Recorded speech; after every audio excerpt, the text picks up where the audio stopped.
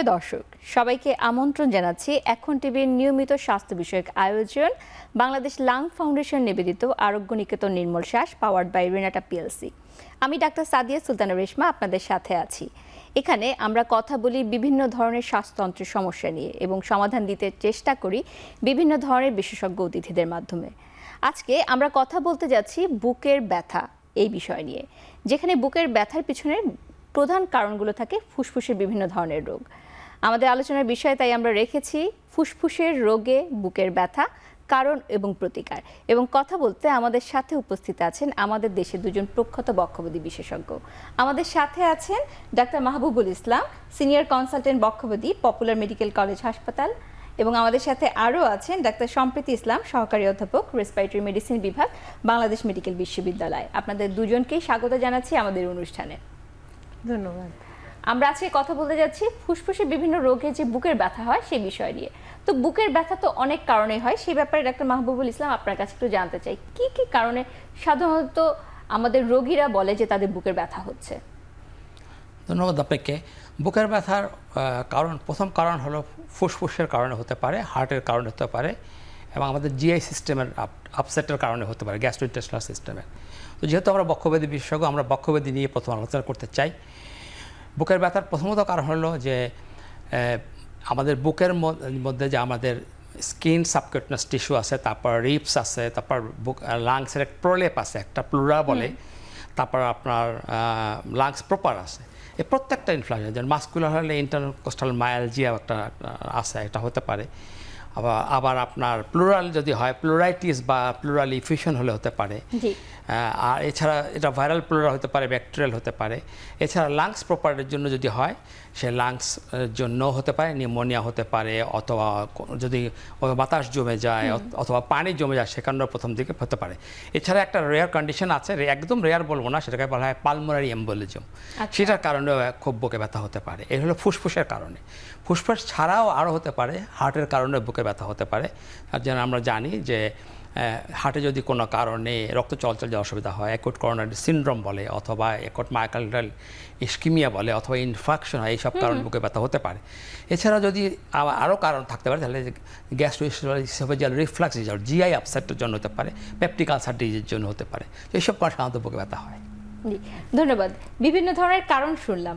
Doctor সম্প্রীতি, আমরা দেখতে পাই আমাদের দেশে যে রোগীরা, বিশেষ করে প্রান্তিক অঞ্চলে যারা থাকে, তাদের ক্ষেত্রে বুকের ব্যথা যখন হয় তারা নিকটস্থ ফার্মেসিতে যাচ্ছে, একটি গ্যাসের বড়ি খাচ্ছে এবং বলে যে ঠিক আছে আমরা একটু দেখি কি হয় না হয়, এবং তারপরে 2-3 দিন পার হয়ে যায়, কারোর ক্ষেত্রে সপ্তাহ পার হয়ে যায়। তো এই যে বুকের ব্যথার বিভিন্ন কারণ হয়, এর মধ্যে কোনগুলোর ক্ষেত্রে গুরুত্ব বেশি দিতে হবে এবং কেন দিতে হবে? ধন্যবাদ সাদিয়া, আপনার প্রশ্নটাকে আমি একটু বোঝার জন্য আমি রিফ্রেশ করছি যে কোন ব্যথাগুলো খুব গুরুত্বপূর্ণ এবং কোন ব্যথাগুলো আমরা একটু ওয়েট করতে পারি। বুকে ব্যথা নিয়ে যখন একজন রোগী আসে, সে কিন্তু জানে না, স্যার যেটা বললেন যে এটা কি ফুসফুসের জন্যই ব্যথা, না হার্টের জন্যই ব্যথা, নাকি আমার খাদ্যনালীর জন্য ব্যথা, সে কিন্তু জানে না। তো প্রথম কথা হচ্ছে যে ফার্মেসির লোকই ওষুধ দিক বা রোগী নিজেই খাক, প্রথম কথাটা আমাদের চিনে নিতে হবে যে এইটা কি কোনো মারাত্মক কারণে বুকে ব্যথা কিনা, এবং মারাত্মক কারণ যেটার জন্য আমাদের এমনকি মৃত্যু পর্যন্ত হতে পারে, সেটার মধ্যে হার্টের যে কারণগুলো স্যার বললেন সেগুলো প্রধান।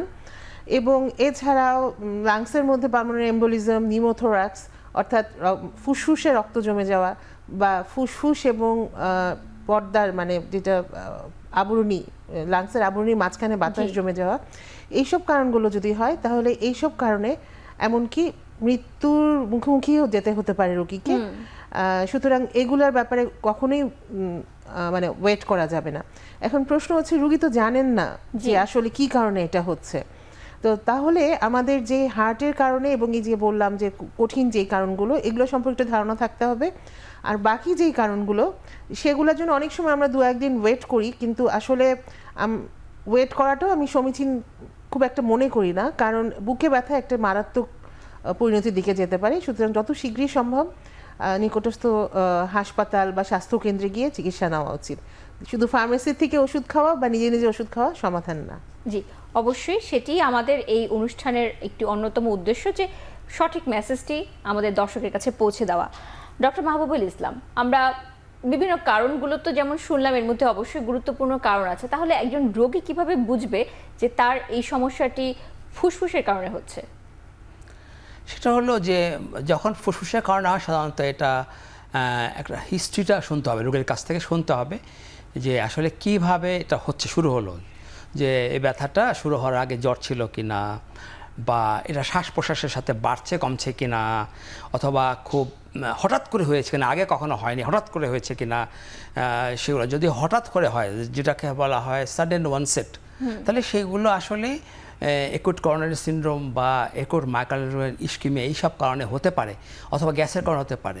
কিন্তু যেটা একুট ভাইরাল যদি নিউমোনিয়া হয়, অথবা একুট ভাইরাল প্লুরাইটিস হয়, অথবা যদি প্লুরাল কোনো ইনফ্লামেশন হয়, অথবা এগুলো হলে আমরা তখন লাংস থেকে বুঝতে পারি। আমরা হিস্ট্রিটা ভালো করে নেব রোগীর কাছ থেকে, যে কীভাবে হলো, প্রিডিসপোজিং কী ছিল, বা কোনো ট্রমার হিস্ট্রি আছে কিনা, কোনো আঘাত পেয়েছিল কিনা, এইগুলো নিব আমরা। এগুলো নিলে তারপর আমরা বুঝতে পারবো যে আসলে আমরা কীভাবে হবে। সুতরাং রোগীর কাছ থেকে প্রশ্ন করে আপনাকে কারণটা উদ্ঘাটন করে নেওয়ার জন্য একজন ক্লিনিশিয়ানের খুব জন্য জরুরি হয়। অনেকে বলে যে বুকের ব্যথার সাথে তার শ্বাসকষ্ট হচ্ছে, যদি এরকম কিছু হয় তাহলে আমরা কি ধরে নিতে পারি? খুব ভালো প্রশ্ন করেছেন আপনি। এটাই মেইন রিপ্রেজেন্টেশন হয় বুক শ্বাসকষ্ট। যে দুটো কারণেই হতে পারে, যে বুকের ব্যথার শ্বাসকষ্ট লাংসের কারণে হতে পারে, আবার হার্টের কারণেও হতে পারে। নিঃশ্বাস প্রশ্বাসের সাথে যেটা হয় সাধারণত আমার লাংস অরিজিন ধরে নিই। আর যদি আপনার বুকে ব্যথাটাই প্রাধান্য হয়, প্রথম হয়, তারপর যে শ্বাসকষ্ট হয়, তাহলে এটা একুট করোনারি সিনড্রোম বা একুট মাইক্রোনিউরোনাল ইস্কিমিয়া বা হতে পারে। এই ধরনের কন্ডিশনগুলো খুব আর্জেন্টলি এবং মেটিকুলাসলি হ্যান্ডেল করা উচিত রোগীর কাছ থেকে শুনে নিয়ে। আর লাংসের কারণে যদি হয় তাহলে তার একটা প্রি এক্সিস্টিং হিস্ট্রি থাকবে, মানে সে স্মোকার থাকতে পারে, অথবা তার একটা এমফাইসামটা চেঞ্জ থাকতে পারে, অথবা কোনো ট্রমা হিস্ট্রি, সেখানে হয়তো ট্রমা হয়েছিল, সেখানে এমন হতে পারে যে রোড ট্রাফিক অ্যাক্সিডেন্ট হয়েছিল এক সপ্তাহ আগে, তার হঠাৎ করে আপনার বুকে ব্যথা, শ্বাসকষ্ট এবং ব্লিডিং হচ্ছে, কপের সাথে ব্লাড যাচ্ছে, একুট মানে এটা পালমোনারি এম্বোলিজমের দিকে যায়। সুতরাং আমরা হিস্ট্রিটা নিয়েই ডায়াগনোসিসটা দিকে আগাবো, এইভাবে আমরা ইম্পর্টেন্স দিতে আগাবো। জি, ধন্যবাদ। তো আমরা যখন দেখি বুকের ব্যথার ক্ষেত্রে, ডক্টর সম্প্রীতি আপনার কাছে জানতে চাই যে এই ক্ষেত্রে সাধারণত ফুসফুসের কোন রোগের সবচেয়ে বেশি বুকের ব্যথা নিয়ে রোগীরা আসে? বুকের ব্যথা স্যার যেটা বললেন যে ফুসফুস, তো অবশ্যই ফুসফুসের আবরণী যে প্লুরা, এমনকি মাস্কুলোস্কেলিটাল মানে আমাদের বাইরের যে মাংস, হাড্ডি এবং মাংসপেশি খাঁচা, যে বুকের খাঁচা, এগুলো যে কোনো কারণেই তো হতে পারে। এবং এই যা বললাম এই কারণগুলো, এগুলো সাধারণত আমরা বলি পেরিফেরাল বা বাইরের দিকের কারণ। আর সেন্ট্রাল বা মাঝখানের যে কারণ, সেটা তো আমরা অলরেডি কিছুটা ধারণা পেয়েছি। সেটা সাধারণত হৃৎপিণ্ড বা খাদ্যনালী বা ওই দুটো ফুসফুসের মাঝখানে যে জায়গা, যেটাকে মেডিস্টেনাম বলে, সেইখানে যদি কোনো সমস্যা সেই কারণে হয়ে থাকে। তো আপনার প্রশ্নটা ছিল সবচেয়ে কমন কি? সবচেয়ে কমন সত্যি কথা বলতে কি, যে মাস্কুলোস্কেলেটাল পেইন, ভারী কিছু তুলেছে, ভারী কোনো ওজন নেওয়ার পরে মাংসপেশিটা টান লাগে, এটা কিন্তু খুব কমন, অনেক মানুষেরই হয়। আবার আরেকটা জিনিস যে এটা আমরা বলি কোস্টোকন্ড্রাইটিস, যেটা মানে হাড্ডিতে ইনফ্লামেশন, এই কারণে হয়। এগুলো খুব ছোটোখাটো কারণ, প্যারাসিটামল বা এই ধরনের কোনো ওষুধ খেয়ে আমরা মনে করি যে ঠিক হয়ে যাবে, হয়ও ঠিক। এটা ছাড়াও আর বাকি যে কারণগুলো আছে সেটা মানে আমরা আলাপ করেছি, স্যার বলেছেন যে ফুসফুসের যে বিভিন্ন ধরনের প্রদাহ, লাংসের বিভিন্ন ধরনের প্রদাহ, যেমন সেটা নিউমোনিয়া হতে পারে, ভাইরাল নিউমোনিয়া, ব্যাকটেরিয়াল নিউমোনিয়া, এগুলো তো আছেই। এবং এগুলার কারণে যখন পর্দাটাও, ফুসফুসের আবরণী বা পর্দাটাও যখন এর সাথে আক্রান্ত হয়, তখন দুটো পর্দার মধ্যে যখন ঘষা লাগে, তখন সেই ফ্লুরেসি যেটাকে বলি, সেটাও হতে পারে। আচ্ছা, এগুলো কমন কারণ, কিন্তু আনকমন কারণগুলো বেশি গুরুত্বপূর্ণ, কারণ আনকমন কারণগুলোর জন্য মুখে ব্যথা হয়, যেটা হয়তো আমরা পরবর্তীতে আরো আলাপ করব। জি, আপনি নিউমোনিয়ার কথা বলছিলেন। নিউমোনিয়া তো আমরা সাধারণত শুনি যেটি বাচ্চাদের ক্ষেত্রে হয়, এটি কি বাচ্চা বাইরে বড়দের ক্ষেত্রে হয় কিনা? বয়স্কদের ক্ষেত্রে আমরা কিছুটা শুনি, এই ব্যাপারে একটু জানতে চাই যে তার ক্ষেত্রে কি এই ধরনের ব্যথাটা যদি হয়ে থাকে কিরকম ব্যথা হয় এবং কাদের হয়? হ্যাঁ, নিশ্চয়ই নিউমোনিয়া সব বয়সেই হতে পারে। বাচ্চারা এবং বড়রা যেহেতু তাদের রোগ প্রতিরোধ ক্ষমতাটা ততটা সবল থাকে না, সুতরাং তাদের ক্ষেত্রে এটা বেশি হয়। এবং এই দুটো গ্রুপই খুবই ভালনারেবল, মানে শিশু মৃত্যুর একটা অন্যতম প্রধান কারণ হচ্ছে নিউমোনিয়া। একইভাবে বয়স্কদের ক্ষেত্রেও যে বয়স্ক মৃত্যুর যে কারণগুলো তার মধ্যে অন্যতম প্রধান কারণ নিউমোনিয়া। আর বাকি যারা গ্রুপ আছেন মানে ইয়াং অ্যাডাল্ট, তাদের ব্যাপারটা হয়েছে কি তাদের নিউমোনিয়া হয় এবং তারা খুব সহজেই সেটা ওষুধপত্র খেয়ে বা সহজে হয়তো সেখান থেকে রিকভারি করে, এই জন্য আমরা এটাকে গুরুত্ব দিই না, কিন্তু নিউমোনিয়া খুবই কমন। আর নিউমোনিয়ার লক্ষণের কথা বলছে, নিউমোনিয়ার প্রথম কথা হচ্ছে অধিকাংশ নিউমোনিয়া যেটা টিপিক্যাল নিউমোনিয়া তার জ্বর থাকবে, কফ প্রথম দিকে হয়তো শুষ্ক কিন্তু পরবর্তীতে কফ বের হবে, কফের রংটা গাঢ় হবে, হলুদ হবে, বেশি পরিমাণে হবে, এবং যেটা নিয়ে আমরা আলাপ করছিলাম বুকে ব্যথাও হতে পারে। আচ্ছা, তো ডক্টর মাহবুবুল ইসলাম, আপনার কাছে এই বুকের ব্যথা এবং নিউমোনিয়া নিয়ে একটু জানতে চাচ্ছি, যদি এরকম ক্ষেত্রে কোনো রোগী আসে তাকে কি কি করতে হবে? নিউমোনিয়ার পেশেন্টগুলোকে আসলে আমরা প্রথমেই হিস্ট্রি নিব, হিস্ট্রি নেওয়ার পর কিছু পরীক্ষা নিরীক্ষা আমরা করি, ফিজিক্যাল এক্সামিনেশন করে পরীক্ষা করি।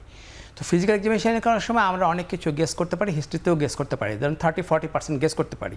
তো তারপরে আমরা কী করি, কিছু পরীক্ষা নিরীক্ষা করি, যেমন একটা ব্লাড টেস্ট দিই।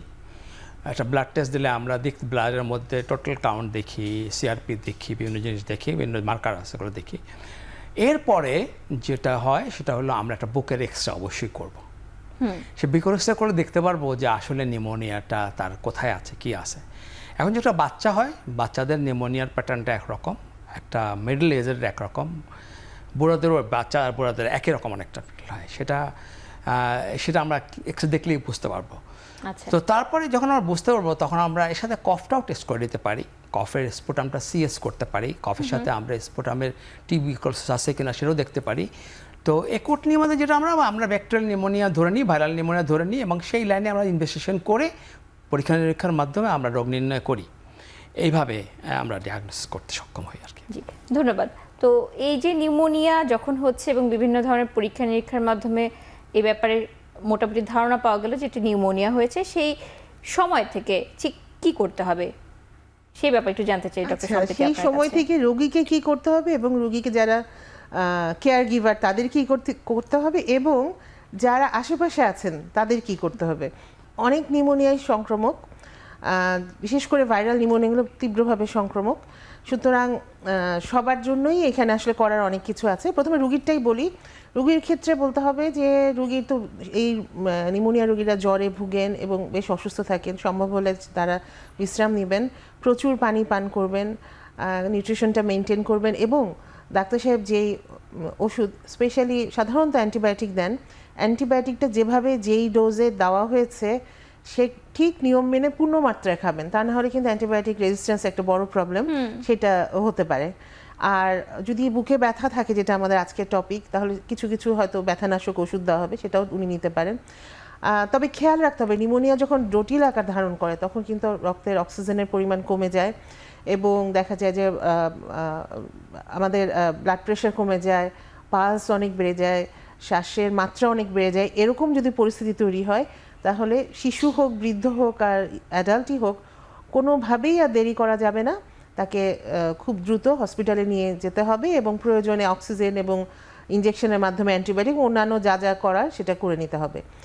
আর স্পেশালি যারা এল্ডারলি পার্সন, ডায়াবেটিস আছে, কিডনির সমস্যা আছে, লিভারের সমস্যা আছে এবং অন্যান্য বিভিন্ন জটিল রোগ আছে, হার্টের সমস্যা, তাদের নিউমোনিয়া হলে আসলে একদমই দেরি করা যাবে না, চিকিৎসকের পরামর্শ নিতে হবে, অতি দ্রুত চিকিৎসা শুরু করতে হবে এবং প্রয়োজনে হসপিটালে ভর্তি করতে হবে। এই দায়িত্বগুলো তো আসলে কেয়ার গিভারদেরই, গার্জিয়ান বা যারা ফ্যামিলি মেম্বার্স তাদেরই। আর রোগীর ক্ষেত্রে আরও একটা বলবো, বা সবার ক্ষেত্রেই, যে এই সময় অবশ্যই যেই নিরাপদ স্বাস্থ্যবিধি যেটা মেনে চলা, মাস্ক পরা, হ্যান্ড ওয়াশ করা, বিশেষ করে সবার সাথে যদি কমিউনিটিতে মিশতেই হয়, এগুলো যেন অবশ্যই মেনটেন করা হয়। জি, অবশ্যই, এবং এগুলো ভুলা কখনো উচিত নয়। আমরা কথা বলতে বলতে একটা বিরতির সময় হয়ে গেছে, বিরতির পরে এসে আবারও বুকের ব্যথা নিয়ে জানবো।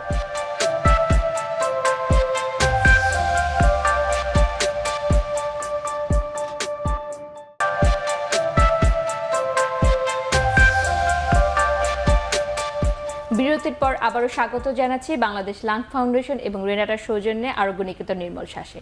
আজকে আমরা কথা বলছি ফুসফুসের রোগে বিভিন্ন ধরনের বুকের ব্যথা। তো নিউমোনিয়ার কথা শুনলাম, ডক্টর মাহবুবুল ইসলাম, আপনার কাছে জানতে চাচ্ছি, টিবি বা যক্ষ্মা এটি তো আমাদের দেশে অনেক বেশি, এই ক্ষেত্রে কি বুকের ব্যথা হতে পারে? হ্যাঁ, টিবি এবং যক্ষ্মায় বুকের ব্যথা হতে পারে। সেটা কিভাবে হয় আমি বলি। প্রথমে সাধারণত যে প্রেজেন্টেশনগুলো হয় টিভির প্রেজেন্টেশনটা কী হয় সেটা চিন্তা করলে আমরা বুঝতে পারবো। প্রথম হয় যে যারা ইয়াং অ্যাডাল্টস যাদের টিভি, আপনারা জানেন যে টিভি ইয়াং অ্যাডাল্টসদের বেশি হয়, এবং সেই ক্ষেত্রে প্লুরাল টিবা হয়, প্লুরাল টিউবারক্লোসিস হয়। প্লুরাল টিউবারক্লোসিসে যেটা হয় একুট প্লুরাইটিস হয়, তখন বুকে ব্যথা হতে পারে এবং বুকে পানি জমতে পারে, বুকের ভিতরে পর্দার ভিতরে, দুই পর্দার ভিতরে পানি জমতে পারে। তো পানি জমলে তখন যখন পানিটা ইনফ্লামেশন হয় তখন ব্যথাটা হয়, পানিটা জমলে ব্যথাটা আবার কমে যায়, এই একটা কারণ। 2 নম্বর কারণ যখন প্লুরাল থেকে বের হয়ে যখন আমার লাংস প্যারেনকাইমাল, যেটা অ্যালভোলে আমাদের লাং প্যারেনকাইমাল, সেইটা যখন হয় তখনও আপনার অনেক সময় বুকে ব্যথা হয়। তো বুকের সাথে কাশি থাকে, জ্বর থাকে এবং বুকে ব্যথা হতে পারে। টিবি রোগের ক্ষেত্রে বুকের ব্যথা হয়, এটি কি অন্যান্য যে ফুসফুসের রোগে বুকের ব্যথা হয় তার মতোই নাকি একটু আলাদা? একটু আলাদা কারণ হলো যে বুকের ব্যথা যে হয় এই বুকের ব্যথাটা কিন্তু সেন্ট্রাল চেস্ট পেন হয় না, সাইডে হয়, এক সাইডে প্লুরাল পেন, কারণ যেখানে পানি জমে ওখানে হয়। এছাড়া কি যেটা হয় সেটা হলো যে এই ব্যথাটা অত তীব্র হয় না, হ্যাঁ, নিঃশ্বাস প্রশ্বাসের সাথে ব্যথাটা, যখন নিঃশ্বাস প্রশ্বাস নেই তখন ব্যথাটা হয়। কিন্তু যেটা অন্য কারণে হয়, টিবি ছাড়া অন্য কোনো রোগের কারণে, হার্টের কারণে, গ্যাসের কারণে, সেটা সেন্ট্রাল চেস্ট পেন হয় এবং শ্বাস প্রশ্বাসের সাথে অত বেশি রিলেশনশিপ নাই। জি, ধন্যবাদ। ডক্টর সম্প্রীতি, আপনার কাছে একটু জানতে চাই, আমরা বিভিন্ন কারণগুলোর মধ্যে একটি কারণ শুনেছিলাম যে ক্যান্সারের ক্ষেত্রে বুকের ব্যথা হতে পারে বা বুকের ব্যথা নিয়ে রোগীরা আসে। ক্যান্সারের ক্ষেত্রে কেন বুকের ব্যথা হয়? আচ্ছা, ক্যান্সার তো একটা শুনেই আমরা একটু আতঙ্কগ্রস্ত হয়ে পড়ি। আসলেই ক্যান্সার একটি মারাত্মক রোগ, এবং ক্যান্সার কিন্তু শুধু যে লাংসে সীমাবদ্ধ থাকে তা না, সময়ের সাথে সাথে এটা শুধু লাংসের বাইরেও পর্দা, তারপরে মাংসপেশি, তারপরে যেখানে নার্ভ গিয়েছে সেটা রক্তনালী গিয়েছে, সব জায়গায় ইনভলভ করতে পারে। এবং ক্যান্সার যে শুধু লাংসের ক্যান্সার থেকে বুকে ব্যথা হয় তা কিন্তু না। মহিলাদের ক্ষেত্রে ব্রেস্টের ক্যান্সার এবং মানে আমাদের পেটের যে বিভিন্ন অঙ্গ প্রত্যঙ্গ সেখান থেকে হয়তো মেটাস্টেসিস হয়ে, যেমন লিভার বা স্টমাক বা কোলন থেকে মেটাস্টেসিস হয়ে লাংসে আসে, এবং লাংস থেকে অন্যান্য আশেপাশের যেই জায়গাগুলো যেটা আমরা আলাপ করলাম সেখানে ছড়িয়ে যায়। এবং প্রত্যেকটা বুকে ব্যথার কিন্তু যে আমরা যখন একটা লাংসের পেশেন্টের লাং ক্যান্সার পেশেন্টের বা ক্যান্সারের পেশেন্টের বুকে ব্যথা নিয়ে যখন আমরা চিন্তা করি, তখন কিন্তু আমরা প্রথমেই আইডেন্টিফাই করার চেষ্টা করি কি কারণে এটা হলো। এটা কি ওই মানে আমাদের যে মাংসপেশিতে সেখানে বা হাড্ডিতে সেখানে ছড়িয়ে গেছে এই জন্য বুকে ব্যথাটা হচ্ছে, নাকি তার নিচ দিয়ে যে নার্ভ এবং আর্টারি যে বান্ডেলটা গিয়েছে সেখানে ছড়িয়ে গেছে সেখানে হচ্ছে, নাকি প্লুরাতে ইনভলভ বা আবরণীতে ইনভলভ হয়েছে সেই জন্য হচ্ছে, নাকি মানে লাং ইটসেলফ সেই জন্য। এবং প্রত্যেকটা একটা বিশিষ্ট আলাদা আলাদা ক্যারেক্টার আছে, এবং সেই অনুযায়ী জায়গাটা নির্ধারণ করে প্রয়োজনে কিছু ইমেজিং বা পরীক্ষা নিরীক্ষা বা এক্সরের মাধ্যমে দেখে সেই জায়গাটা ইনভলভ করে মানে সেটাকে আইডেন্টিফাই করে এবং সেই অনুযায়ী ট্রিটমেন্ট দেওয়ার সুযোগ আছে। এখানে আরও বলার আছে যে প্রত্যেকটা ট্রিটমেন্ট কিন্তু আলাদা, প্রত্যেকটা অংশের মানে প্রেজেন্টের বুকে ব্যথার ক্যারেক্টারটা আলাদা।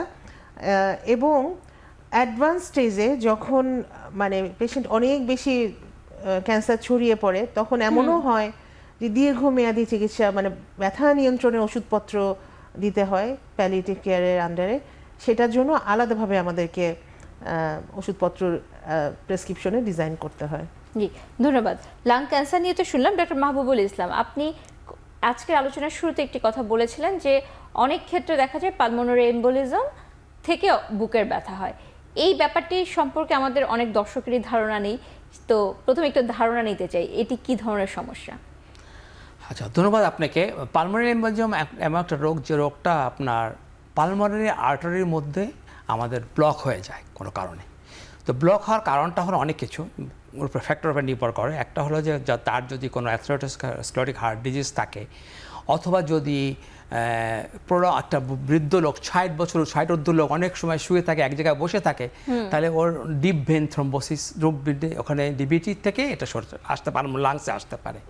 এছাড়া সাধারণত দেখা যায় যে একটা অ্যাক্সিডেন্টাল একটা ফিমার ফ্র্যাকচার হয়ে গেছে অথবা একটা রেডিয়াস ফ্র্যাকচার হয়ে গেছে, ওইখান থেকে ফ্যাট এম্বোলিজম হয়ে পালমোনারি এম্বোলিজম হতে পারে। মেয়েদের বেলায় যেটা সেটা হয় সাধারণত যারা ওরাল কন্ট্রাসেপটিভ পিলস যারা সেবন করেন ওদের মধ্যে বেশ কমন, এটা কিন্তু মিডল এজে বেশি এবং বেশি হয়। আর একটা কারণ হলো যে আপনার প্রেগনেন্সিতে কিন্তু হতে পারে, প্রেগনেন্সিতে কিন্তু মেয়েদের পার্মানেন্ট এনজিওমা হতে পারে। তাহলে আমরা কীভাবে বুঝবো?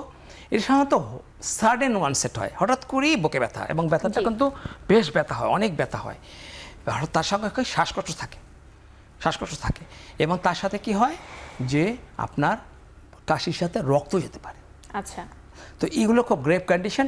এই কন্ডিশনটা যদিও খুব কমন না, কিন্তু বাট এটাকে খুব আমরা খুব মেটিকুলাসলি এবং চিকিৎসা করতে হবে, এমার্জেন্সি হিসাবে চিকিৎসা করতে হবে। তাহলে কীভাবে বুঝবো? আমরা বুঝবো হিস্ট্রি, ফিজিক্যাল এক্সামিনেশন। হিস্ট্রি কিন্তু আমাদের অনেকটাই এসে যাবে ডায়াগনোসিসে, এবং ফিজিক্যাল এক্সামিনেশন। তারপরে আমরা পালমোনারি এনজিওগ্রাম করি অথবা ভেন্টিলেশন পারফিউশন স্ক্যান করে আমরা বুঝতে পারি লাঙের অবস্থা কি। এক্সরে করেও অংশ বুঝতে পারি যে এক্সরেতে অলিগেমিক লাকভিন থাকে। স্ক্যান করলে তো আরও ভালো বোঝা যাবে, আর এনজিওগ্রাম করলে তো ভালোই বোঝা যাবে। এবং অ্যাকর্ডিংলি তা আমরা খুব র্যাপিডলি ডায়াগনোসিস করে চিকিৎসার আওতায় আনতে পারলে এর প্রগনোসিস কিন্তু ভালো। কারণ যদি এম্বোলিজম হয়ে যায়, তাহলে লাঙের যদি আমরা সঙ্গে সঙ্গে ট্রিটমেন্ট করতে পারি, সাথে সাথে 2 রকম চিকিৎসা আছে। একটা ইন্টারভেনাস পারফিউশন দিয়ে চিকিৎসা করি আমরা, হ্যাঁ, বিভিন্ন অ্যান্টিকোয়াগুলেন্ট দিয়ে, আর একটা হলো ডোকা আছে, ওরাল থেরাপি, সেটা দিয়েও চিকিৎসা করতে পারি। তো করলে পরে এর রেসপন্সটা খুবই ভালো এবং সেভ হয়ে যায়। একসময় কিন্তু পেশেন্ট সেভ হতো না, মারা যেত, ডায়াগনোস করতে পারতাম না আমরা, কিন্তু এখন কিন্তু ডায়াগনোস করতে পারি, এবং এটার প্রগনোসিস ভালো। লাঙের কোনো পার্মানেন্ট ড্যামেজ হয় না যদি আর্লি আসতে পারে। ধন্যবাদ ডক্টর সম্প্রীতি। এই যে লক্ষণগুলো একটু আগে শুনলাম পালমোনারি এম্বোলিজমের, এটির সাথে তো হার্ট অ্যাটাকের একটা মিল পাওয়া যাচ্ছে। তাহলে আমাদের যারা সাধারণ রোগী তারা তো ব্যাপারগুলো বুঝে না, তাদের ক্ষেত্রে কি করতে হবে এবং তারা কিভাবে বুঝবে যে পার্থক্য আছে বা কোথায় যেতে হবে? কারণ দুটি একদম ভিন্ন দুটি বিষয়। হ্যাঁ, মানে যত ধরনের বুকে ব্যথা আছে সেটা নিয়ে কাজ করার আগে প্রথম দায়িত্ব যে এটা হার্ট অ্যাটাক বা মায়োকার্ডিয়াল ইনফাকশন কিনা, অথবা হার্টের আর কোনো জটিল রোগ কিনা, যেমন পেরিকার্ডাইটিস, মায়োকার্ডাইটিস বা ইসোফেজিয়াল রাপচার, এই ধরনের জটিল রোগ কিনা সেটা আগে আমাদেরকে আইডেন্টিফাই করে এবং বুঝে নিতে হবে। একটা কথা আজকে আলোচনায় বারবার উঠে আসছে, স্যার বলছেন যে হিস্ট্রি বা রোগের ইতিহাস এটা অত্যন্ত গুরুত্বপূর্ণ, এবং অধিকাংশ ক্ষেত্রেই এই রোগের ইতিহাসের মাধ্যমেই কিন্তু আমরা অনেকটা কোন ধরনের বুকে ব্যথা সেটা, এবং কোনটা ইমার্জেন্সি বুকে ব্যথা, কোনটা একটু ওয়েট করা যাবে, এটা আইডেন্টিফাই করতে পারি।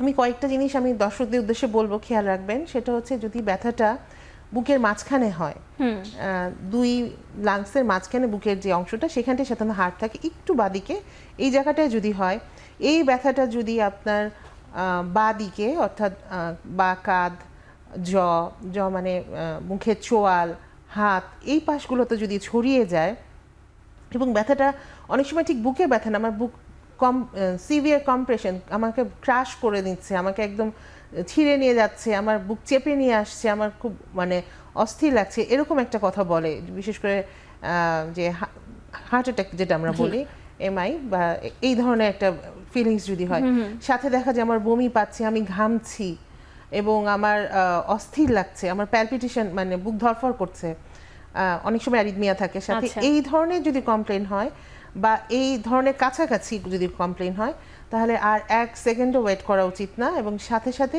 তাকে এমন কোনো হসপিটালে নিয়ে যেতে হবে যেখানে হার্টের চিকিৎসা হয়।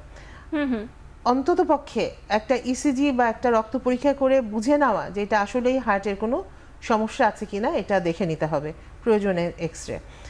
আর এখানে ছোট 2-1টা পয়েন্ট আমি অ্যাড করছি, যে ইসিজি কিন্তু একদম ইনিশিয়ালি ইসিজির রক্ত পরীক্ষায় হয়তো খুব বড় ধরনের পরিবর্তন না আসলে কয়েক ঘন্টা পরে সেই বাকি পরিবর্তনগুলো চলে আসে। প্রয়োজনে কিছুক্ষণ ওয়েট করে রিপিট এক্সরে, রিপিট ইসিজি এবং রিপিট যে বায়োমার্কারগুলো টপ আই বা সিকেএমবি, এগুলো করে অবজার্ভ করে দেখতে হবে যে আসলেই এটা এই হার্টের কারণে কিনা। এটা হচ্ছে ইমিডিয়েট একটা বুঝার ব্যাপার। হিস্ট্রি নিলে দেখা যাবে এই রোগীরা আগের থেকেই মাঝে মধ্যেই তার বুকে ব্যথা করতো, অল্প অল্প বুকে ব্যথা করতো, এবং স্পেশালি বুকে ব্যথাগুলো ছিল হচ্ছে যদি হাঁটা চলা বা পরিশ্রমের সাথে রিলেটেড, যে কাজ করতে গেলে বুকে ব্যথা হয়, অথবা এমনকি এমনও বলে যে অনেক বড় মানে পেট ভরে অনেক খাবার খেলে, মানে একটা বিয়ে বাড়িতে দাওয়াতে গেছে, দাওয়াত থেকে এসে বুকে ব্যথা হচ্ছে, মানে হেভি মিল, বা অনেক আমাদের দেশে হয়তো কম, বিদেশে হয়তো কোল্ড ওয়েদারে এরকম হয়, এরকম হিস্ট্রি দিবে। তার অনেকদিন ধরে হয়তো হাইপারটেনশন আছে, বা তার হয়তো হাইপারটেনশন রিলেটেড কমপ্লিকেশনগুলো আছে, এটার সাথে যদি ওটা মিলানো হয় এবং তার রক্তে চর্বির পরিমাণ বেশির জন্য যেই চিহ্নগুলো, যেমন চর্বির ত্বকে চর্বির দাগ আছে, জ্যান্থালেজমা, এরকম এই ধরনের এক্সামিনেশন করে কিছু কিছু জিনিস হিস্ট্রি থেকে এবং এক্সামিনেশন থেকে যদি পাই, তখন কিন্তু আরও সন্দেহটা আরও ঘনীভূত হয়। তারপরে মানে পরীক্ষা করে যখন সে আক্রান্ত, তখন তো আমরা অনেকগুলো চিকিৎসকের কাছে যাওয়ার পর অনেকগুলো সাইন পাওয়া যাবে, সেটা আমি আর ডিটেলস বলছি না। তবে ওই সেন্ট্রাল চেস্ট পেইন এবং মানে বুকের মাঝখানে ব্যথা এবং বাঁদিকে ছড়িয়ে যাচ্ছে, আর কোনো ওয়েট করার কোনো সুযোগই নেই, তখন তারা অবশ্যই একজন মানে হার্টের চিকিৎসা হয় ওই বিভাগে, ওই হাসপাতালে যাবে। আর বাকি যেটা সেন্টার মাঝখানে ছাড়া বাকি দুই পাশে যদি ব্যথা হয়, সেই ক্ষেত্রে ফুসফুসের ব্যথা হওয়ার সম্ভাবনা অত্যন্ত বেশি এবং সেটাই হয় সাধারণত। জি, ধন্যবাদ ডক্টর মাহবুবুল ইসলাম। এই যে বিভিন্ন কারণগুলো শুনলাম এবং কারণগুলোর ক্ষেত্রে কি কি হয় সেগুলোও জানলাম। আমাদের অনেক রোগীরা আছে যাদের আগে থেকে ফুসফুসের রোগ আছে এবং পরবর্তীতে হঠাৎ করে ব্যথা, এবং তাদের ক্ষেত্রে বলা হয় যে তাদের ফুসফুসের পর্দায় বাতাস জমেছে।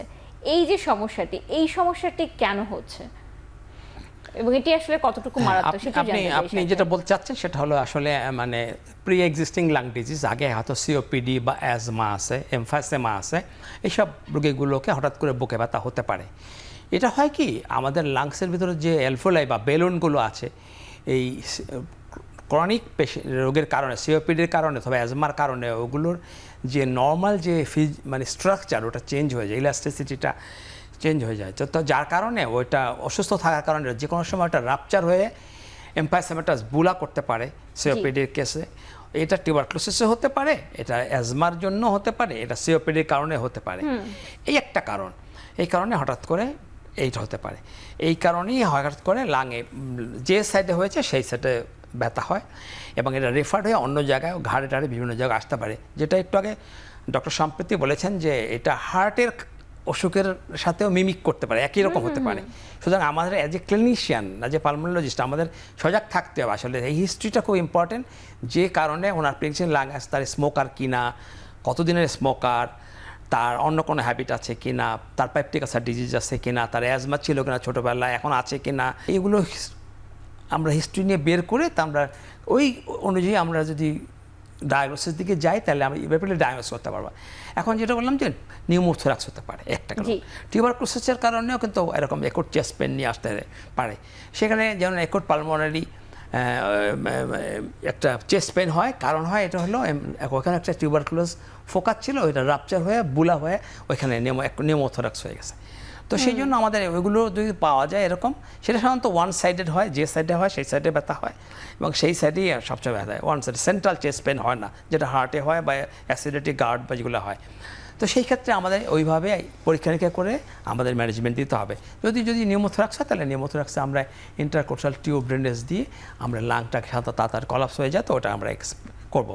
পরবর্তী এক্সপ্যান্ড করার পরে আমরা অ্যাকর্ডিংলি বিভিন্ন পরীক্ষা আছে করিয়া দেখতে পারবো, দেখে আমরা সে প্রপার ম্যানেজমেন্টের দিকে আগাতে পারবো। জি, ধন্যবাদ ডক্টর সম্প্রীতি। আমাদের রোগীরা তো অনেকেই আছে যাদের ক্ষেত্রে এই আধুনিক চিকিৎসা নেওয়ার সুযোগ প্রাথমিক অবস্থায় থাকে না। তাহলে যখন একজন রোগী বুকের ব্যথা নিয়ে আসবে এবং বিভিন্ন ধরনের ফুসফুসের রোগী সাসপেক্ট করা হবে যে তাদের ক্ষেত্রে এরকম কিছু হতে পারে, তারা প্রাথমিক অবস্থায় কি টেস্টই করবে? প্রাথমিক অবস্থায় এতগুলো রোগ যে আলাপ করলাম, এর অধিকাংশ রোগই কিন্তু খুব সিম্পল একটা টেস্টে আইডিয়া করা সম্ভব, সেটা হচ্ছে বুকের একটা এক্সরে। এটা একদম আমি বলবো যে একদম কমিউনিটি লেভেলেই অ্যাভেলেবল, উপজেলা লেভেলে তো অবশ্যই আছে। তো প্রাথমিক যদি একটি টেস্টের কথা বলি, অ্যাটলিস্ট বুকের এক্সরে এবং যদি বুকের মাঝখানে ব্যথা হয় ইসিজি, এই দুইটা টেস্ট কিন্তু আসলে খুব বেশি যে এক্সপেন্সিভ তাও না, কিন্তু লাইফ সেভিং।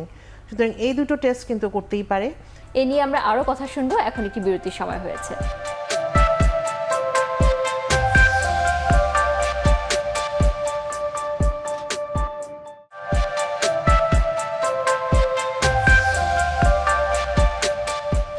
বিরতির পর আবারও স্বাগত জানাচ্ছি বাংলাদেশ লাং ফাউন্ডেশন এবং রেনাটা সৌজন্যে আরোগ্য নিকেতন নির্মল শ্বাসে। আজকে কথা হচ্ছে ফুসফুসের রোগে বুকের ব্যথা। ডাক্তার মাহবুবুল ইসলাম, আপনার কাছে জানতে চাচ্ছি, এই যে আমরা বিভিন্ন ধরনের রোগগুলোর কথা শুনলাম, আমরা শুনলাম যে এক্সরেটা খুবই গুরুত্বপূর্ণ, ইসিজিও এই ক্ষেত্রে গুরুত্বপূর্ণ ভূমিকা পালন করে। তো এর পরবর্তী পর্যায়ে কি কি করতে হবে যে বিভিন্ন ধরনের রোগগুলো ধরার ক্ষেত্রে? হ্যাঁ, বক্ষব্যাধিতে যদি রোগ নির্ণয় করতে হয়, বক্ষব্যাধির রোগের জন্য চেস্ট এক্সরের মূল্য একদম সবচেয়ে আগে।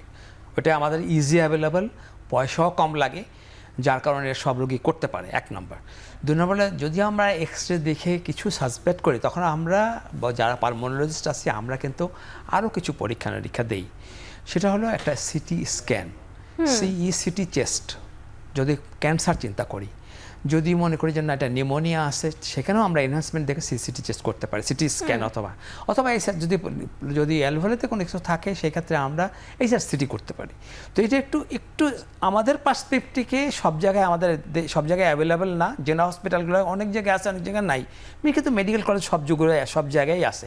ওইটা করলে আমরা কি করতে পারি, ওইটা করলে আমরা বুঝতে পারি যে এইটা কোনো সলিড কিছু কি না, এবং এখানে কোনো ভাস্কুলার এনরিচমেন্ট আসছে কিনা, যেখানে থাকলে সেটা আমরা বুঝতে পারি যে এটা কোনো লাং ক্যান্সারের দিকে যাচ্ছে কিনা, মানে সিম্পল নিউমোনিয়া কিনা, ভাস্কুলারিটিটা কেমন আমরা বুঝতে পারি। সেটি এটা কন্ট্রাস্ট এক্সরে আমরা করি। আমরা সিম্পল যদি কিছু না থাকে, তার লাং প্যারেনকিমা থাকলে আমরা সিটি করি, হাই রেজোলিউশন সিটি স্ক্যান। সেখানে করলে আমরা লাংয়ের অবস্থায় অ্যালভোলারগুলোর মধ্যে কী অবস্থা, এটা কি ডিপিএলডি কিনা, ইন্টারস্টিশিয়াল নিউমোনাইটিস কিনা, কী অবস্থা আমরা সেটা বুঝতে পারি। তো এইসব করি সিটি একটা ইম্পর্টেন্ট জিনিস এক্সরের পরে। আর ব্লাডের জন্য আমরা ব্লাডের কিছু টেস্ট করতে পারি। কফ খুব জরুরি আমাদের পালমোনারিস্টদের জন্য। সেটা আমরা কফের জন্য স্পুটাম, ফর, গ্রামস্টিন থেকে শুরু করে সিএস, আমরা জিন এক্সপার্ট এবং ইভেন এনটিএম, ফাঙ্গাল, হাইফি, এগুলো সবই করতে পারি আমরা এগুলো বাংলাদেশে অ্যাভেলেবেল। কিন্তু রোগীর একটু পয়সা খরচ হবে, যদি যেই সব ক্ষেত্রে আমরা ওই দিকে ডায়াগনোসিস করে আসতে না পারি, তখন আমরা করি। এই স্পুটাম খুব ইম্পর্টেন্ট, বাংলাদেশে এক্সরে, সিটি স্ক্যান খুবই ভেরি মাচ ইম্পর্টেন্ট। আর ব্লাড টেস্ট করে মাঝে মাঝে আমরা দেখি যে আসলে কী অবস্থা আছে, সিআরপিটা কমন, তার ডিডাইমারটা করতে পারি, এম্বোলিজম থাকলে আমরা ওই সব চিন্তা করতে পারি। তো এইসব পরীক্ষাগুলো করে আমরা মোটামুটি লাংয়ের জন্য এগুলো করি। আমরা যখনই একটা পেশেন্ট পাই, তখন আমরা চিন্তা করি যে এই রোগীটা কতটুকু এফোর্ট করতে পারবে, এবং যদি একটা লাং মাস পাই, শেষের লাস্টের দিকে আমরা সিটি গাইডেড এফএনএসি করতে পারি। যদি কোনো আমরা পেরিফেরাল কোনো লেশন পাই, যেমন সুপ্রাক্লাভিয়ার লিম্ফোডেন্ড্রাইটিস অথবা এক্সিয়াল লিম্ফোডেন্ড্রাইটিস যদি থাকে, সেই ক্ষেত্রে আমরা কিন্তু ওই city FNAC of the lung যাই না, আমরা এই পেরিফেরাল যে লেশনটা থাকে ওই লেশনটাকে আমরা করার চেষ্টা করি। এ করে আমরা একটা এফএনএসি করে সাইটোলজি করে আমরা ডায়াগনোসিস করতে পারি। আর যদি না পারি তাহলে আমরা সিটি লাং করে আমরা সিটি মেসের লাং করে আমরা ডায়াগনোসিস করতে পারি। এইভাবে আমরা আগাই পর্যায়ক্রমে, স্টেপ বাই স্টেপ।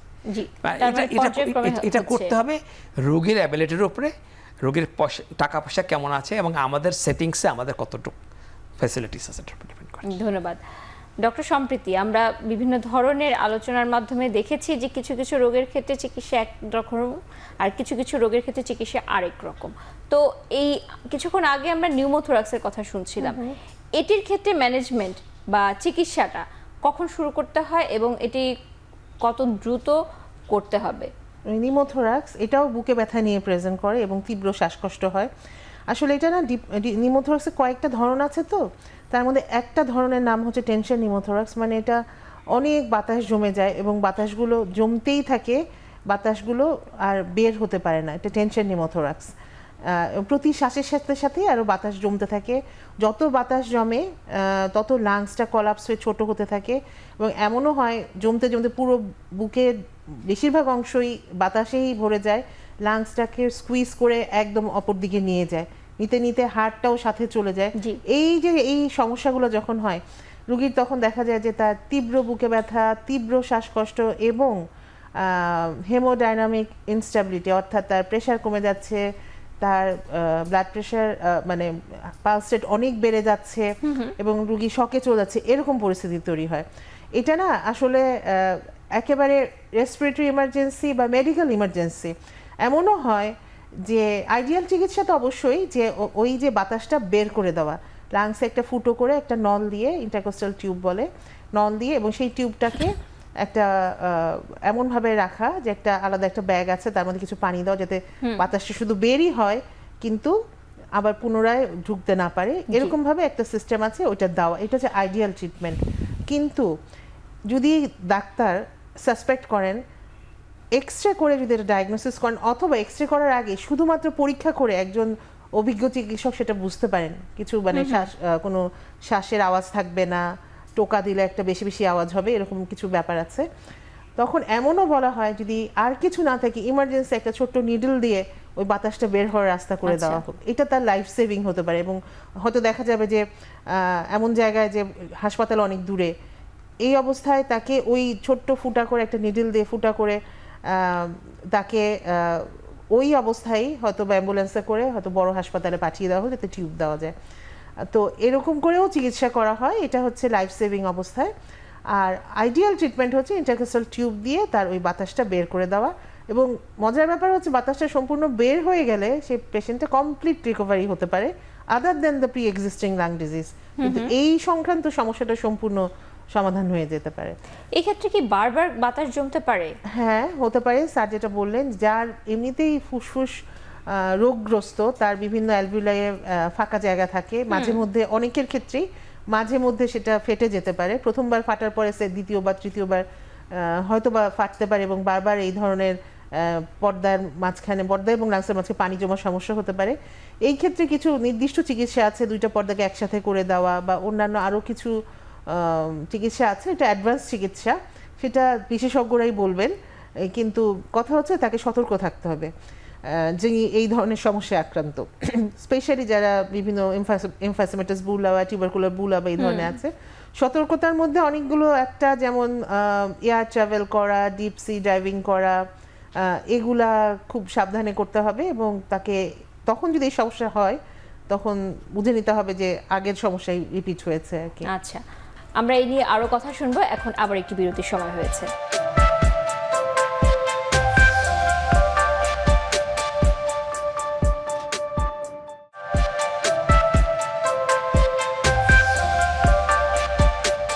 বিরতির পর আবারও স্বাগত জানাচ্ছি আরোগ্য নিকেতন নির্মল শ্বাসে। বাংলাদেশ লাং ফাউন্ডেশন এবং রেনাটার সৌজন্যে এই অনুষ্ঠানে আজকে আমরা কথা বলছি বুকের ব্যথার কারণ এবং যে কারণগুলো সাধারণত ফুসফুসের হয় সেই কারণগুলো নিয়ে আমরা কথা বলছি। ডাক্তার মাহবুবুল ইসলাম, আমরা বিভিন্ন কারণগুলো যখন শুনছিলাম, কারণগুলো কিছু কিছু ক্ষেত্রে সমাধানও পাচ্ছি একটু একটু করে। আমরা দেখি যে আমাদের যারা লাং ক্যান্সারের রোগীরা রয়েছে তাদের ক্ষেত্রে এই বুকের ব্যথাটা খুব বাজে একটি অবস্থায় চলে যায় এবং দেখা যায় অনেক ঔষধপত্র দেওয়ার পরও বুকের ব্যথা কমে না। কেন এরকম অবস্থা হয় এবং তখন কি করতে হবে? লাং ক্যান্সারের জন্য যে বুকে ব্যথাটা হয়, আসলে আমরা আনফর্চুনেটলি আমরা লাং ক্যান্সার পেশেন্টগুলো খুব দেরিতে পাই, কারণ পেশেন্টের রুটিন ফলোআপে থাকে না, যখন সহ্য করতে না পারে তখন আসে, যখন আসে তখন আমাদের কিছু করার থাকে না। এবং বুকে ব্যথা নিয়ে শুধু আসে না, লাং ক্যান্সারের অনেক প্রবলেম নিয়ে তারা আসে, শ্বাসকষ্ট নিয়ে আসে, তারপরে বুকে পানি নিয়ে আসে, ফুসফুসের মধ্যে পানি জমে এগুলো নিয়ে আসে, অথবা গলা ফুলে যাওয়া অথবা ঘাড়ের এখানে ফুলে যাওয়া এগুলো নিয়ে আসে। তো যেটা হয় যে লাং ক্যান্সারের যে ব্যথাটা হয়, এই ব্যথাটা আসলে খুব চরম, খুব মারাত্মক ব্যথা হয় এবং এটা লোকালাইজড ব্যথা হয়।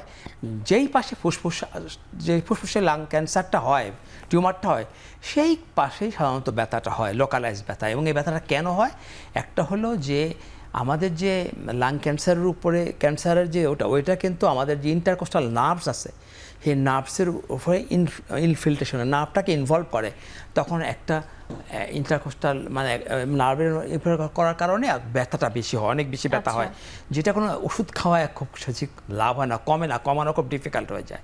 অথবা যদি বোনি ইরেশন হয়, ওইটার উপরে কোনো যে আমাদের রিপসটা আছে টিউমার, ওই রিপসে বোনি ইরেশন হয়, তখন পেরিস্টাল রিয়াকশন হয়, ওইখানে রিভোরেশন হয়, বোনি পেইন হয়। তো এই পেইনগুলোকে আসলে আমাদের নর্মাল অ্যানালজেসিক যেগুলো সেগুলো দিয়ে আসলে ম্যানেজ করা খুব ডিফিকাল্ট হয়ে যায়। তো নিয়ম যেটা হলো সেটা হলো, যদি লাং ক্যান্সার আমাদের কাছে ধরা পড়ে এবং যদি এইরকম প্রবলেম নিয়ে আসে, তখন আমরা সাধারণত রোগীগুলোকে আমরা একটা অ্যানালজেসিক দিই, কিন্তু তার আগে আমরা ইভ্যালুয়েট করি যে আসলে ওর কতটুকু পরিমাণ মেটাস্টেসিস হয়েছে বা কী হয়েছে করে, তারপরে যদি আমরা একসঙ্গে কেমোটাও স্টার্ট করতে হবে, একটা অঙ্কোলজিস্টকে পাঠিয়ে দিয়ে তার সঙ্গে কিছু অ্যানালজেসিক প্রেসক্রিপশন করতে হবে। এই হলো, এইসব ক্ষেত্রে সাধারণত আমরা এমন আছে যে আমাদের মরফিন জাতীয় ইঞ্জেকশনও দিতে হয় কমায় মানে ব্যথা কমানোর জন্য, এবং রোগীরা বেশ কষ্ট পায়। এবং সবচেয়ে কষ্টদায়ক হলো যে লাং ক্যান্সারের জন্য সে মরছে, কেমোথেরাপির জন্য তার কষ্ট পাচ্ছে, ব্যথার জন্য কষ্ট পাচ্ছে। এই ব্যথা কমানোর জন্য আমাদের ডাক্তারদের আরেকটা মাথা ব্যথার কারণ হয়ে যায়, এই ব্যথা কমানোই যায় না সাধারণত। এগুলো একটা। 2 নম্বর হলো, যদি তার সাথে যদি পানি বুকে জমে যায়, সেই জন্য আমরা সাধারণত পানিটা বের করে ফেলতে পারি, যেটা ডক্টর সম্প্রতি কিছুক্ষণ আগে বলেছেন। পানি বের করে দিলে তারপর আমরা প্লুরোস্কোপি করে তাড়াতাড়ি করে ডায়াগনোসিস করতে পারি যে কোন ধরনের এখানে আছে মেটাস্টেসিস বা কি আছে, ফ্লুরোস্কোপি করে আমরা আর্লি ডায়াগনোসিস করে আর্লি কেমোথেরাপি, রেডিওথেরাপি যাই লাগে বা সার্জারি যা লাগে সেই ব্যবস্থা করলে ব্যথার থেকে উপশম পাওয়া যায়। তো এই যে ব্যথাগুলো হচ্ছে বিশেষ করে লাং ক্যান্সারের ক্ষেত্রে, তাহলে আমাদের রোগীরা কি বাসায় বসে চিকিৎসা নিতে হবে নাকি তাকে হাসপাতালে ভর্তি থাকতে হবে? এটা ডিপেন্ডস অন, এটা কিন্তু সবসময় সব রোগীকে বাসায় চিকিৎসা করা যায় না। যদি ইউজুয়াল অ্যানালজেসিকগুলো দিয়ে মেনটেন করা যায় তাহলে বাসায় চিকিৎসা করতে হবে। যদি এর সাথে কোনো কমপ্লিকেশন থাকে তাহলে সেগুলো তো বাসায় ম্যানেজ করা যাবে না।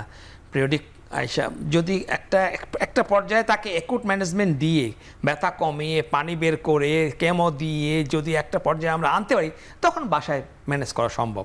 কিন্তু ইনিশিয়ালি কিন্তু আসলে প্রথমে আমাকে ইভালুয়েট করতে হবে কোন পর্যায়ে রোগীটা আছেন, কতটুকু তার পানি আছে, আসলে আদা আছে কিনা, কোন ধরনের ক্যান্সার, এক ক্যান্সারের এক চিকিৎসা ডক্টর সম্প্রতি সেটা বলেছেন যে ওই অনুযায়ী আমরা যে রেডিও দেব, আগে কেমো দিব না কি দেব, কম্বিনেশন দিব। আজকাল খুব ভালো ভালো কেমোথেরাপি বের হয়ে গেছে যে আর্লি আসতে পারে কিন্তু এটা টলারেটও করতে পারে এবং ব্যথাও কমাতে পারবে। জি, ধন্যবাদ ডক্টর সম্প্রীতি। আমরা তো ক্যান্সারের কথা শুনছিলাম এবং অন্যান্য বিভিন্ন ধরনের রোগের কথা শুনছিলাম। প্রাথমিকভাবে আমরা নিউমোনিয়ার কথা বলছিলাম যে নিউমোনিয়ার রোগীদের ক্ষেত্রেও বুকের ব্যথা হয়। তো এই ধরনের রোগীদের ক্ষেত্রে চিকিৎসা আসলে কোথায় নিলে ভালো যদি তাদের বুকের ব্যথাটা তীব্র মাত্রায় হয়? নিউমোনিয়া চিকিৎসা যদি খুব মানে অ্যাডভান্স স্টেজ, আমি আগেই আলাপ করেছি, যদি না থাকে এটা কমিউনিটিতে মানে আপনার প্রাইমারি যে ফিজিশিয়ান মানে আপনি যার কাছে প্রথমে যাচ্ছেন তারাই চিকিৎসা দিতে পারেন। এবং নিউমোনিয়ার বুকের ব্যথাটা সবসময় যে খুব ম্যানেজ করা কঠিন তা না। ব্যথানাশক ওষুধ দিলে একটু মাত্রা বাড়িয়ে দিলে ওটা ম্যানেজ হয়ে যাবে।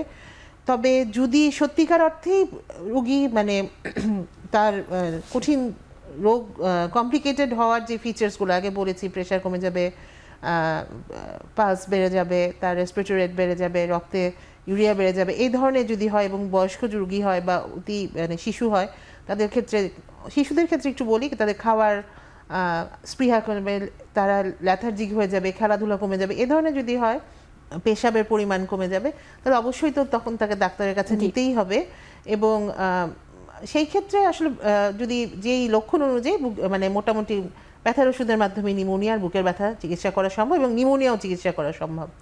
যার লাইফ একদম শেষ পর্যায়ে চলে এসেছে, হয়তো বাঁচার আর বেশি দিন নাই, সে যদি তার কোয়ালিটি অফ লাইফ ইমপ্রুভ করার জন্য, সেই বুকে ব্যথা নিয়েই এত কষ্ট পায় যে তার শেষ সময়টা খুব মানে খুব কষ্টে যাচ্ছে, তাকে কিন্তু মরফিনের মাধ্যমে, মরফিনে বিভিন্ন রকমের আছে, মরফিন প্যাচ আছে, সাবলিঙ্গুয়াল বা মরফিন আছে, নিজে সেলফ ইনজেক্ট করতে পারে, নিজে নিতে পারে, মুখে খেতে পারে, এ ধরনের অনেক ধরনের ওষুধ আছে। এই অংশটা না এখন আমাদের দেশে খুব ভালোভাবে ডেভেলপ হয়নি, কিন্তু আশা করি খুব অল্প কিছুদিনের মধ্যেই চলে আসবে। প্যালিয়েটিভ কেয়ার মেডিসিন বড় বড় শহরে আছে কিন্তু গ্রাম পর্যায়ে বা উপজেলা পর্যায়ে হয়তো নাই। তো এই জিনিসগুলো আসলে একটা রোগীর এন্ড অফ লাইফ কেয়ার এবং যখন তাকে আরোগ্য দেওয়া সম্ভব না কিন্তু তার শেষ সমস্যাগুলোকে গুরুত্ব দিয়ে বিবেচনা করে চিকিৎসা দেওয়া সম্ভব, সেই সময় যে চিকিৎসা সেগুলোও আসলে আমাদের অ্যাড্রেস করতে হবে, ইনক্লুডিং বুকে ব্যথা। অবশ্যই। আমরা কথা বলতে বলতে অনুষ্ঠানের একদম শেষ পর্যায়ে চলে এসেছি। আপনাদের দুজনকে অসংখ্য ধন্যবাদ আপনাদের মূল্যবান সময় থেকে আমাদেরকে সময় দেওয়ার জন্য। আপনাকে ধন্যবাদ। ধন্যবাদ। দর্শক, আজকে এখানেই শেষ করতে হচ্ছে। ভালো থাকুন, সুস্থ থাকুন, আল্লাহ হাফেজ।